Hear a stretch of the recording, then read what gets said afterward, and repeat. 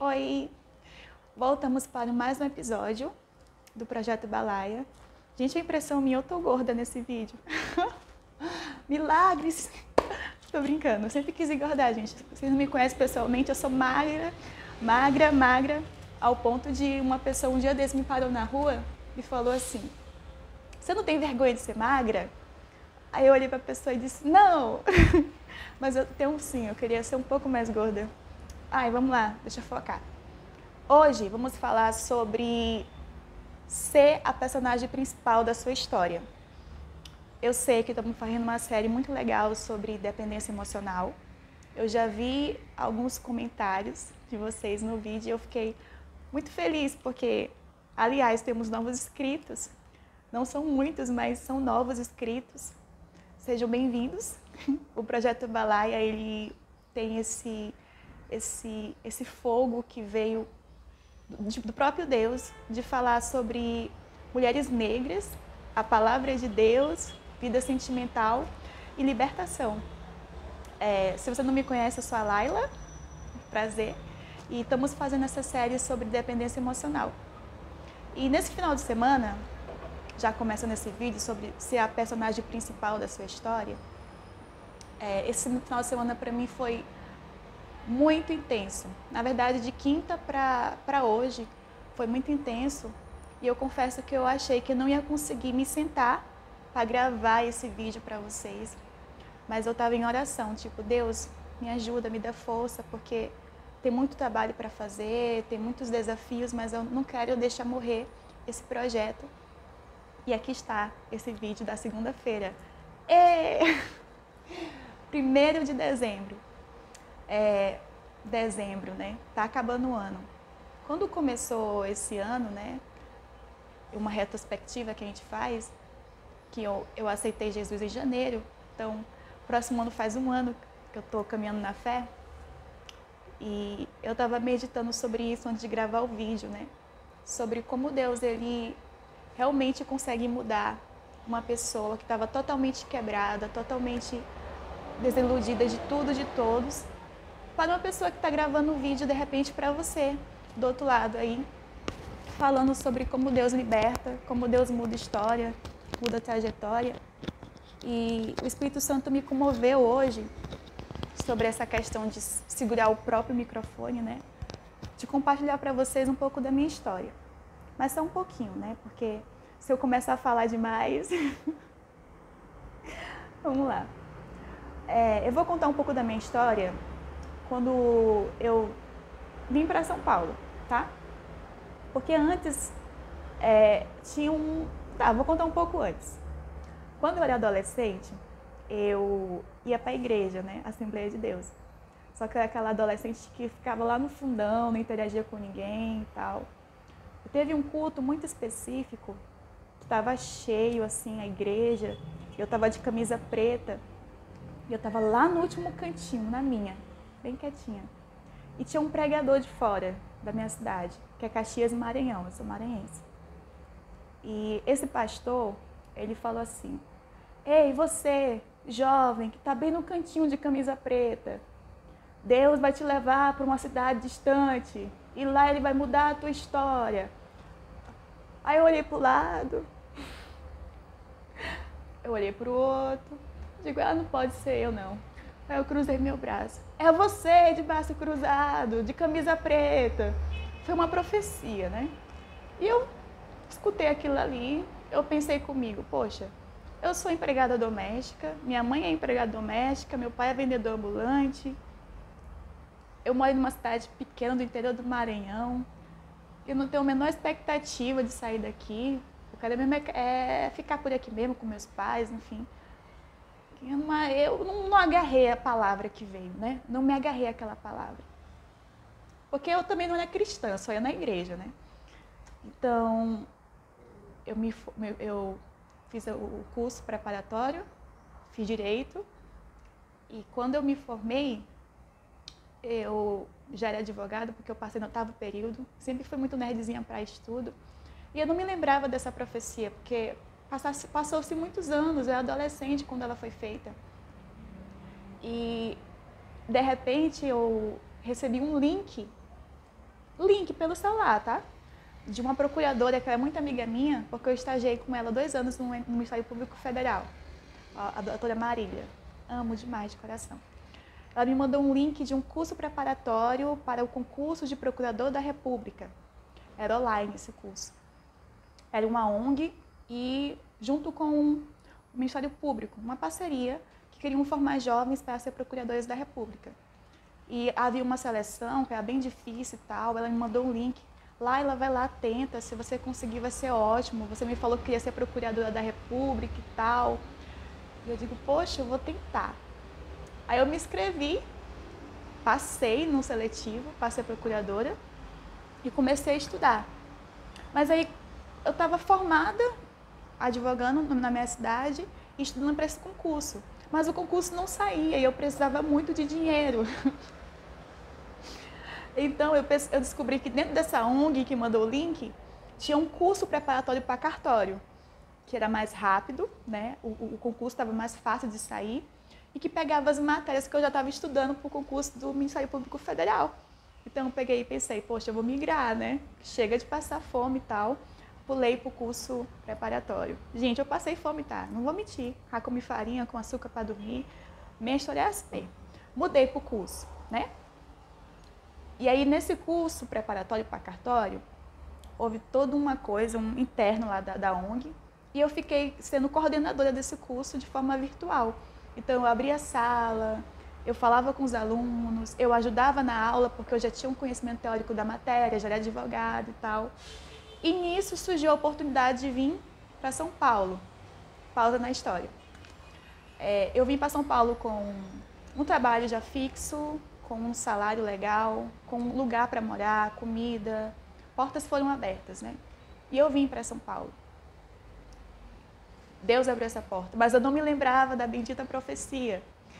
E um dia eu conversando com o dono dessa ONG, que na época eu tinha um carinho muito especial por ele, eu estava fazendo uma documentação para o Senado Federal, enfim. Sempre fui muito boa em criar leis, em projetos para a questão negra, né? Ele falou assim, você é muito boa em escrever leis, né, projetos, mas você não vai pegar o microfone e falar essas leis, porque eu acho que você é do tipo de pessoa que fica mais fora da câmera e não na frente dela. E eu super concordei. Super concordei. Porque eu realmente, eu era o tipo de pessoa que, se tivesse uma multidão, eu gostaria de ter o poder de ser invisível e não ser vista por aquela multidão. Mas eu já tinha as ideias, né? Eu já tinha a unção, já tinha aquela força de vontade de fazer algo pelo povo negro. Mas eu não gostava de aparecer. Então, tem minhas mãos em vários projetos de leis aí de 2022 a 2024, que envolve o povo negro, mas não tem o meu nome lá, porque eu não queria assumir a questão da ser a liderança, ser a pessoa que era vista. E também não havia espaço naquele espaço que era bastante masculino e complicado de se conviver.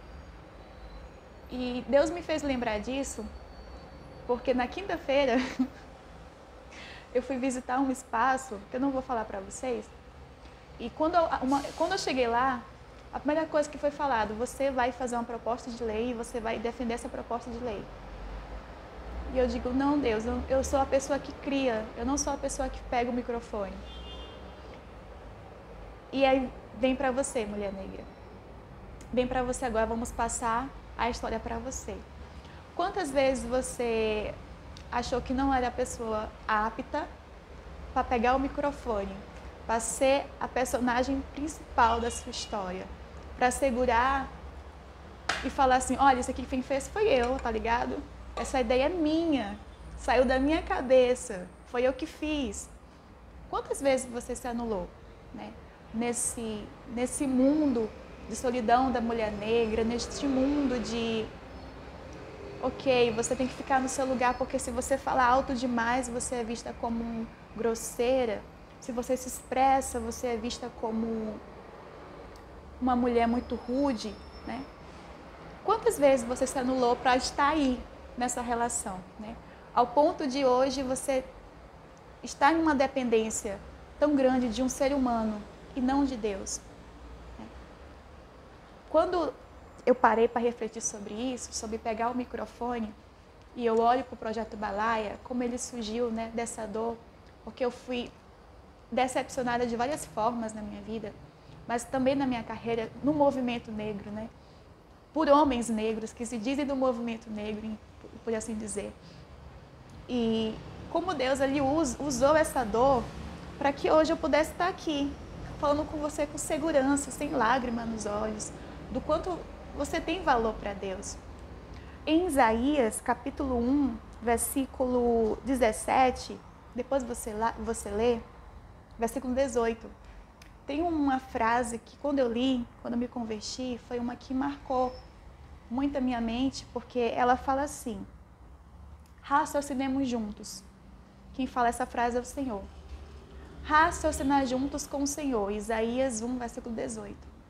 Aqui nessa passagem, Deus ele convida o povo a deixar tudo o que ele acha sobre si, tudo o que ele acha que é certo, tudo o que ele acha que vai impactar a vida dele, para raciocinar junto com o Senhor.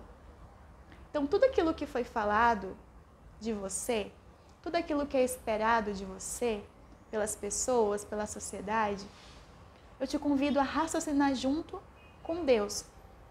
Porque o que Ele pensa sobre você, eu te garanto, é totalmente diferente do que aquilo que as pessoas pensam.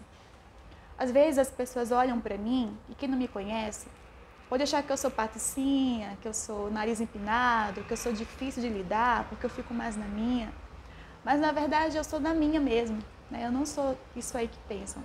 Mas o Deus que me conhece, Ele raciocina comigo e fala: pega isso e transforma em algo muito maior, e algo que vai impactar a vida de outras mulheres negras. Quando eu estava nesse final de semana, depois que eu peguei o microfone e falei, e que Deus me usou, eu sinto que Deus me usou. Gente, eu sinto que Deus me usou, porque eu fiz algo assim que, quando eu abri a boca, não foi eu que falei. E antes de abrir a boca, eu fui no banheiro e orei, tá? Não fui lá, eu sou a sabidora, não. Eu fui com Deus. Depois que eu falei, que eu sentei e um rapaz veio falar: nossa, doutora, você foi bem? Eu fiquei pensando assim: poxa, eu nunca tinha segurado o microfone e falado minhas ideias. As minhas ideias sempre ficaram como sendo de outras pessoas, sabe? Coisas assim que eu fiz, foi eu que fiz, mas ficou como a outra pessoa que tivesse feito. Não deu nem crédito. Meu crédito me deu. Mas eu estava tão longe de mim, tão fora de mim, para reconhecer o meu valor em Deus e a contribuição que eu podia dar para o mundo, que eu deixei passar. E eu estava conversando com a minha mentora, ontem, na verdade, no domingo. Ontem foi um dia bem especial, na verdade. E ela estava me contando um pouco da história dela, e eu vou terminar o vídeo para não ficar longo, e vou te fazer refletir sobre isso. Sobre como nós, mulheres negras, quando falamos na solidão da mulher negra, como a gente meio que já se acostumou com isso. Porque olha ao seu redor, né? Quantas mulheres negras são bem relacionadas na vida amorosa, na vida familiar, no trabalho, que você conhece? Eu conheço muitas que são bem-sucedidas na política, que são bem-sucedidas na escrita, porque são escritoras de sucesso, que são bem-sucedidas financeiramente, porque são empresárias. Mas quando você olha para o emocional, para o espiritual, são poucas que realmente estão estruturadas. E essa minha mentora é muito legal, essa conversa que eu tive com ela, porque foi justamente sobre isso. Sobre o que adianta você ter tantas riquezas, tantos tesouros e a sua alma você perder. Você perdeu tudo que Deus tem para você, né? Essa vida plena, essa plenitude, esse gozo, essa alegria. O que adianta? Porque ela não é rica, né? E eu também não sou. Mas nós duas, como senta para conversar, a gente conversa sobre Deus, conversa sobre mulheres negras, sobre espiritualidade, sobre como a gente pode impactar positivamente a vida de outras mulheres. Parece duas sonhadoras, né? Aquela música, louco e sonhador. Mas esse sonho só pode sonhar quem tem Deus. Olha, em janeiro desse ano, antes de conhecer a Jesus, eu estava pensando seriamente em pular do 9º andar do meu apartamento. Sim, eu realmente pensei nisso. No meu aniversário de 29 anos, eu me levantei cedo, eu fui comer minha torta de frango favorita, o meu suco de morango, em uma lanchonete que eu gosto muito aqui perto. E quando eu voltei, eu estava me sentindo tão vazia, nem parecia que era um aniversário, porque normalmente você fica feliz no aniversário, mas eu estava tão destruída emocionalmente por dentro, que eu fui lá, eu comi minha torta, bebi meu suco, respondi as mensagens de parabéns, mas quando eu cheguei em casa eu me derrapei chorando, sabe? Deus, por que o Senhor me trouxe para essa cidade? Deus, por que você permitiu que tal pessoa me tocasse daquele jeito, me assediasse? Por que o Senhor permitiu que esse relacionamento indigno entrou na minha vida? Eu nunca fui tão perfeita, mas também nunca fui tão ruim. E eu tinha tantas perguntas, eu estava culpando tanto Deus, porque eu culpei Deus, né? Quando aconteceu o que aconteceu comigo. Depois eu conto o que aconteceu, mas eu culpei Deus, eu não confiei em Deus.